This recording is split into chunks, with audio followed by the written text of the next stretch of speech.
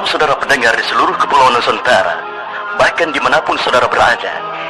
Selamat mengikuti siaran kami, selamat mendengarkan, dan tetap merdeka. Celoteh Aki.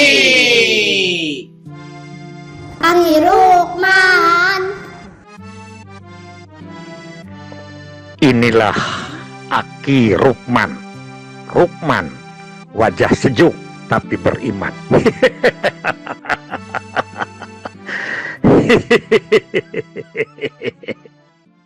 Assalamualaikum warahmatullahi wabarakatuh.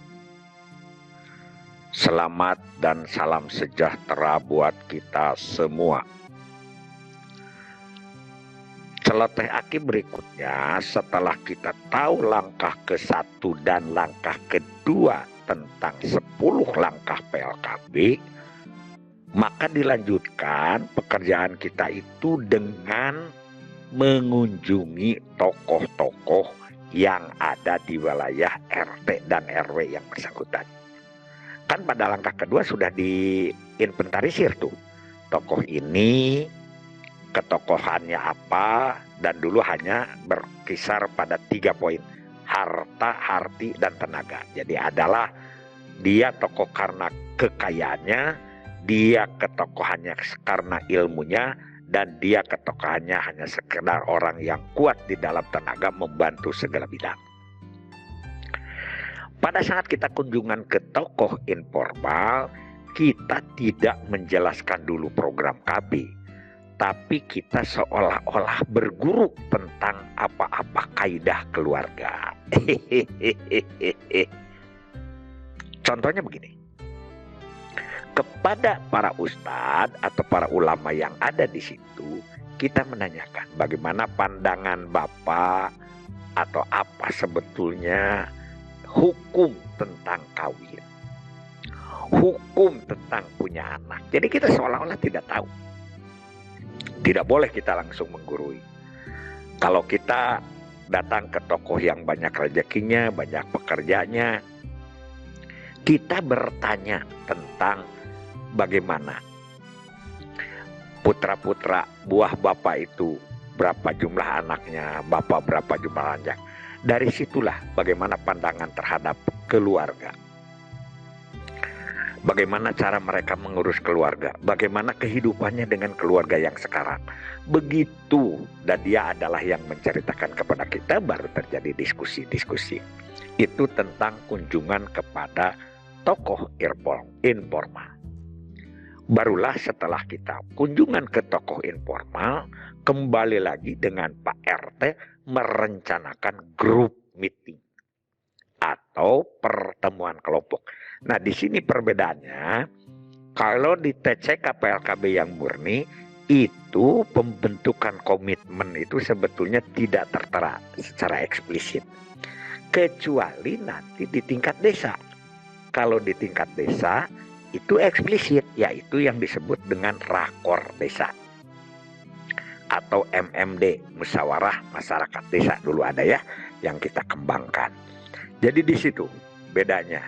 Kalau ini sifatnya grup meeting itu dikumpulkan semua, tapi bisa juga jadi komitmen. Yaitu kita dari situ mulai memberikan penjelasan tentang KB kepada masyarakat yang di situ ada juga tokoh-tokohnya. Apakah tokoh sepakat, apakah masyarakat menerima, disitulah yang disebut dengan pembentukan public opinion. Ya bisa saja sih menjadi pembentukan kesepakatan. Tapi kan kalau kesepakatan direkayasanya menjadi ada kesepakatan politis, kesepakatan operasional, dan lain sebagainya. Begitu. Itulah langkah yang dianggap menjadi langkah keempat. Sedangkan pada langkah kelima disebut dengan penegasan kesepakatan. Pada tingkat RW dan RT hanya bersifat pelayanan. Kita belum ada pelayanan terpusat kayak sekarang, tapi dikatakan bahwa pelayanan kita, kalau ibu sudah siap, maka kalau bapak sudah siap, ditunggu di klinik KB. Tentu saja jaraknya juga beda karena berada di kecamatan. Dan klinik KB pada umumnya adalah buka setiap minggunya 2 hari.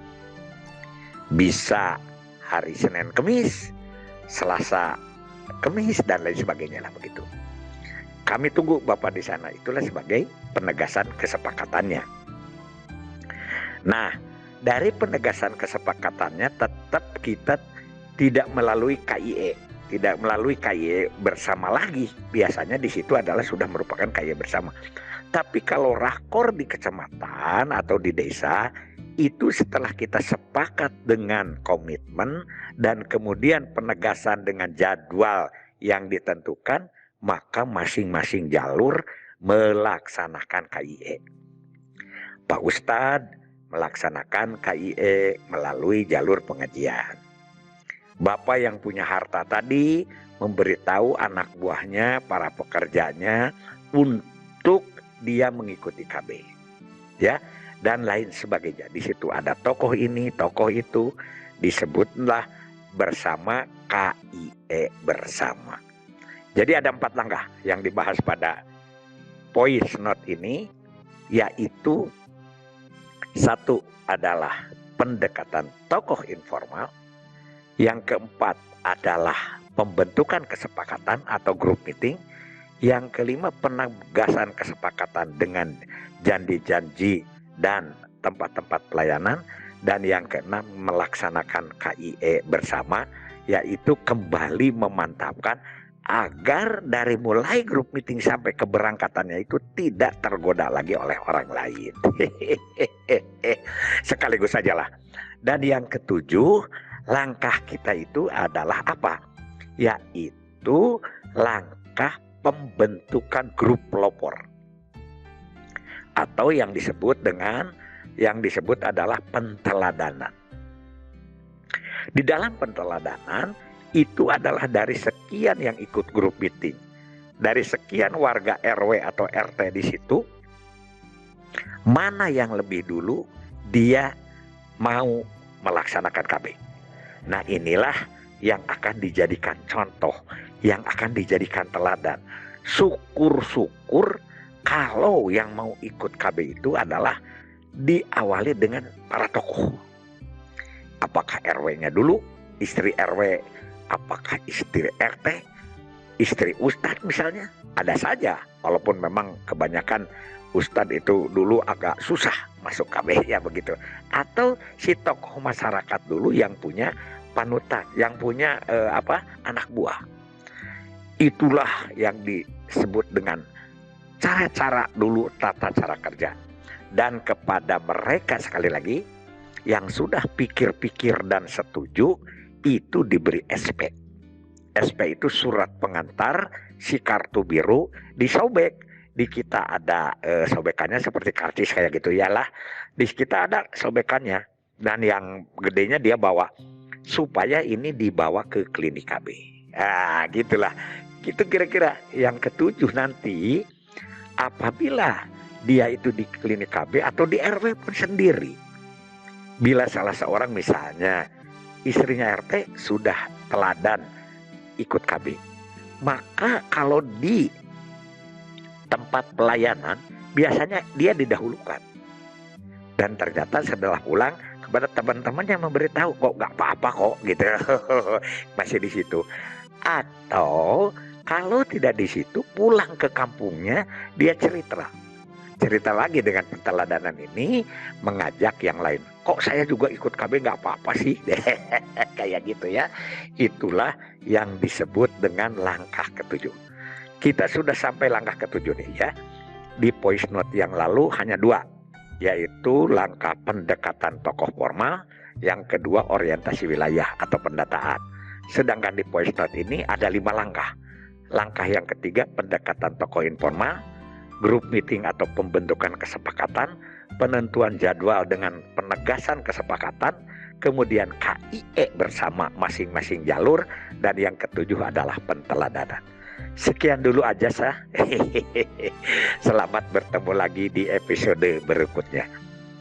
Billahi fisabilillah. Wassalamualaikum warahmatullahi wabarakatuh.